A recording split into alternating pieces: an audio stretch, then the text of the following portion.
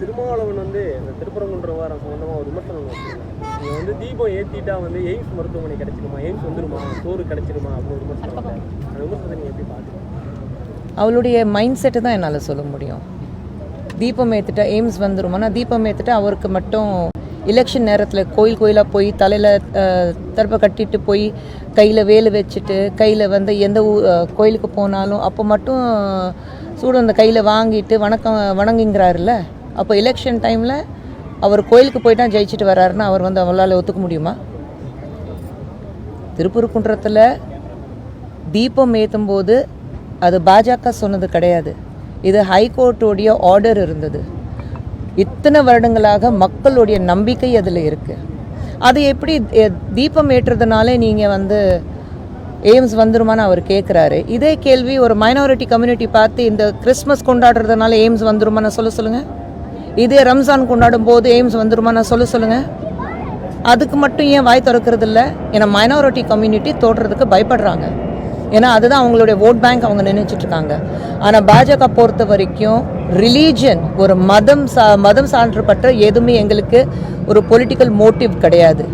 இது எப்படி ஒவ்வொரு மைனாரிட்டி வந்து தன்னுடைய ஒரு ஃபேத்து தன்னுடைய நம்பிக்கை காப்பாற்றுறதுக்காக போராடிட்டு இருக்காங்களோ அதே மாதிரி நீங்கள் ஹிந்துவிசம் வந்து ஒரு மெஜாரிட்டி சொல்லும்போது அந்த மெஜாரிட்டி காப்பாற்றுறதுக்காக ரொம்ப வருடங்களாக மெஜாரிட்டி பார்த்து மண்டல கூட்டிகிட்டே இருக்கீங்க.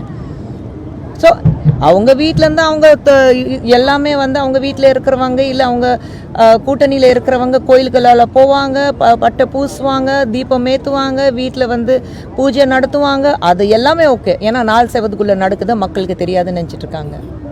நீங்கள் வந்து எந்த தேர்தலில் எந்த கோயிலுக்கு போக வேண்டாம், எந்த சர்ச்சுக்கு போக வேண்டாம், எந்த மசூதி பள்ளிவாசல்லையே நிற்க வேண்டாம். நான் திருமாவளவன் அவர்கள்கிட்ட சொல்லிக்கிறேன். சர்ச்சுக்கு போகிறாங்க, ரம்ஜானுக்கு அந்த பண்டிகையில் வாழ்த்து போடுறாங்க, அதுலேயும் கலந்துக்கிறாங்க. ஏங்க அதுக்கப்புறம் வந்து ரம்ஜான் ஆரம்பிக்கும் போது எதுக்கு ஈவினிங் வந்து இஃப்தாருக்கு போகிறாங்க? இதே மொஹரம் வரும்போது எதுக்கு பேசுகிறாங்க? இதே பக்ரீத் வரும்போது ஏன் வாழ்த்து சொல்கிறாங்க? சொல்ல வேண்டாமே. ரம்ஜான் மட்டும்தான் உங்களுக்கு முக்கியம். அப்போ கிறிஸ்மஸ் மட்டும் பேசுங்க, இல்லைன்னா பொங்கல் இல்லைன்னா தீபாவளி மட்டும் பேசுங்க. அது என்ன ஒரு திருப்பரங்குன்றத்தில் இருக்கிறது வந்து ஒரு தீபம் ஏற்றுறதுக்காக இவர் இப்படி வார்த்தை சொல்லலாமா? இது மைண்ட் செட் தான் தெரியுது அவங்களுக்கு. மதச்சார்பின்மை அப்படின்ற பேரில் மத வெறுப்புணர்வை திருமாவளவன் வெளிப்படுத்தாரு. நிச்சயமாக சொல்லுவேன், அப்படிதான்.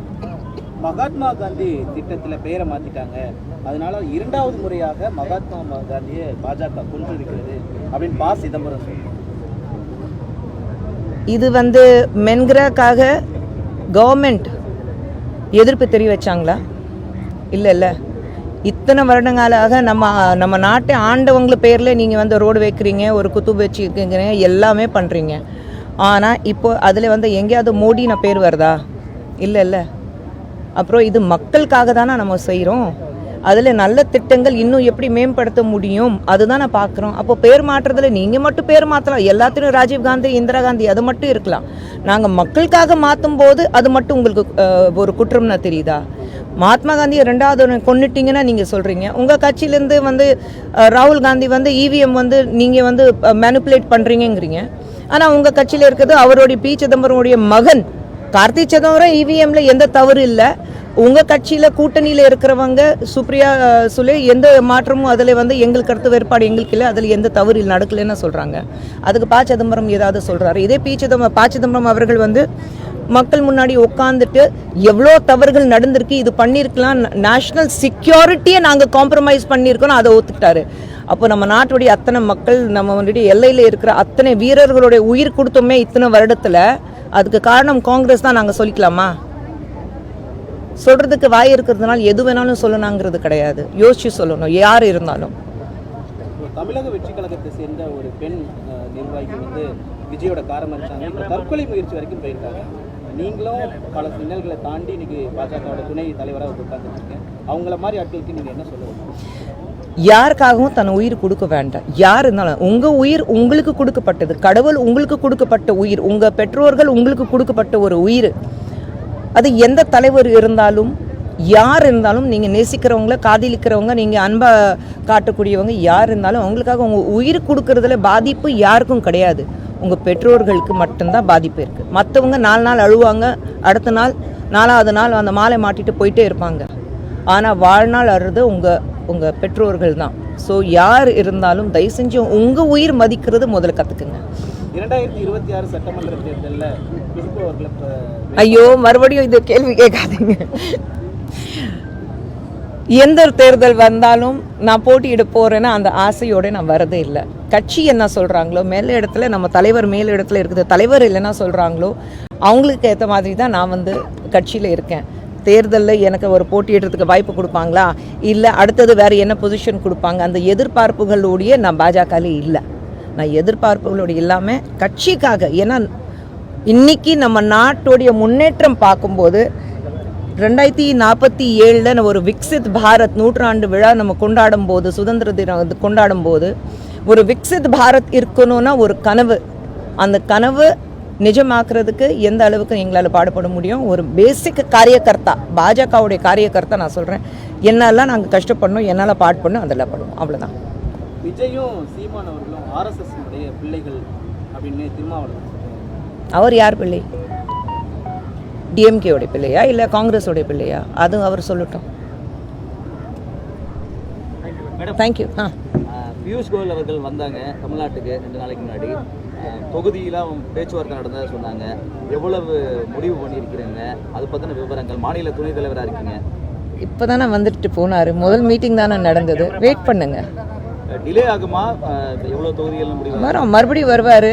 இப்போ தான் நம்ம முதல் பேச்சு முடிச்சுட்டு தான் போயிருக்காரு. இபிஎஸ் அவர்களை சந்திச்சுட்டு மற்ற தலைவர்கள் அன்றைக்கி அன்ஃபார்ச்சுனேட்லி நான் ஊரில் இல்லை, நானும் அந்த மீட்டிங்கில் கலந்துருக்கணும். அன்றைக்கி நான் ஊரில் இல்லை, பட் இப்போ டெல்லி போயிட்டு பியூஷ் அவர்களை சந்திக்க போகிறேன். பட் அதே சமயத்தில் வந்து கூடிய சீக்கிரத்தில் மாநில தலைவர்கள் ஒரு தகவல் கொடுப்பாரு, இபிஎஸ் அவர்கள் தகவல் கொடுப்பாரு, இல்லை அடுத்த முறை வந்து பியூஷ் அவர்கள் வரும்போது அவரே தகவல் கொடுப்பாரு. எவ்வளவு இடங்கள் கேட்டு பெற போறீங்க கூட்டணியிலிருந்து? பேஷன்ஸ் இஸ் வர்ச்சு சொல்லுவாங்க, காத்துட்டு இருந்து பாருங்கள். இல்ல மேம், 23 தொகுதி தான் பாஜக பெற போகுது அப்படின்னு சொல்லி செய்தி வெளியாகிருக்கு. செய்தி நிறைய வெளியாகும். பாஜகவுடைய பலம் எந்த 23 தொகுதி தான் இருக்கா, இல்ல எத்தனை தொகுதி பெறலாம்? அதான் நீங்க 23 ஏன் சொல்றீங்க? ஏதோ ஒரு வதந்தி வந்துட்டுனாலே நான் பதில் கொடுக்க முடியாது. பாஜக எத்தனை தொகுதி பெறலாம் நீங்க நினைக்கிறீங்க? இப்ப கூடிய வரட்டும். இன்னைக்கு வந்து பீகாரில் அவ்வளோ பெரிய ஒரு வெற்றி பார்த்துட்டு, இன்னைக்கு வந்து கேரளாவில் அவ்வளோ பெரிய லோக்கல் பாடி எலெக்ஷனில் அவ்வளோ பெரிய வெற்றி பார்த்துட்டு, அருணாச்சல் பிரதேஷில் ஃபுல்லாக ஸ்வீப் நாங்கள் தான் பண்ணியிருக்கோம். நிச்சயமாக ஆசாமும் வெஸ்ட் பெங்கால் நாங்கள் தான் ஜெயிக்க போகிறோம். வெயிட் பண்ணி பாருங்களேன். மேடம், இப்போ 23 தொகுதிகள்னு ஒரு தகவல்லாம் வெளியாகிட்டு இருக்கு. அதை விட கூடுதல் இடங்கள் கேட்பீங்களா? இல்லை, நான் தான் சொல்கிறேன், தகவல் வெளியாயிருக்கு. கட்சி சார்பாக, அதிமுக சார்பாக, இல்லை எங்கள் சார்பாக யாராவது சொன்னாங்களா? இது ஒரு வதந்திக்கு பதில் கொடுக்கணும்னு அவசியமே இல்லை. வதந்தி தான் எடுத்துக்கலாம். வணக்கம்.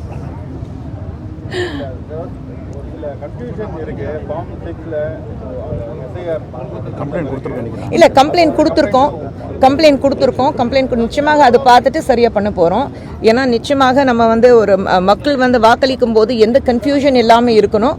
ஸோ ஒரு ஈசிக்கு ஒரு கம்ப்ளைண்ட் கொடுத்துருக்கோம். கூடிய சீக்கிரத்தில் ஈசியிலேருந்து உங்களுக்கு தகவல் வந்துடும்.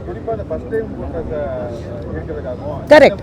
ஃபர்ஸ்ட் டைம் ஓட்டர்ஸ் அது ஃபுல்லாக எங்களுக்கு டீட்டெயில் தெரியும். ஃபர்ஸ்ட் டைம் ஓட்டர்ஸில் ஏற்கனவே ஓட் போட்டவங்க சில ஒரு தவறுகள் நடந்ததுனால அது வந்து மறுபடியும் நீங்கள் ஃபர்ஸ்ட் டைம் ஓட்டர்ஸ் மாதிரி உங்களை காட்டுவோம். ஸோ அது நாங்கள் வந்து கம்ப்ளைண்ட் கொடுத்துருக்கோம், ஈசிக்கு கம்ப்ளைண்ட் கொடுத்துருக்கோம். கூடிய சீக்கிரத்தில் உங்களுக்கு தகவல்.